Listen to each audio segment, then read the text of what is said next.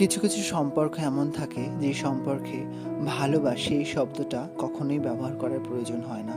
কারণ ভালোবাসা এমন একটা অনুভূতি, যে অনুভূতিটা শুধুমাত্র অনুভব করেই প্রকাশ পায়, সেটা কখনোই দেখানো যায় না ফিজিক্যাল ফর্মে। তাই আমাদের চারপাশে এরকম অনেক মানুষ থাকে যারা কিন্তু মুখে কখনোই ভালোবাসে এই কথাটা বলতে পারে না, কিন্তু অথচ তারা ভালোবাসে এবং তারা স্নেহ করে। তাদের ভালোবাসার মধ্যে একটা পিওরিটি রয়েছে, যেটা কিন্তু তারা প্রিটেন্ড না করলেও আমরা অনুভব করতে পারি অনায়াসেই। যেমন মা বাবা বা ভাই বোনের মধ্যে সম্পর্ক, অথবা তোমার জীবন সঙ্গী বা সঙ্গিনী। তো ভালোবাসার মধ্যে একটা কেয়ারিং ব্যাপার কিন্তু অবশ্যই থাকা দরকার, কারণ ভালোবাসা আর কদর করা এই দুটো কিন্তু একরকম নয়। যেখানে ভালোবাসা আছে সেখানে কদরও আছে, আর যেখানে শুধুমাত্র ভালোবাসা আছে কদর নেই, সেই ভালোবাসার সেরকম মূল্য নেই।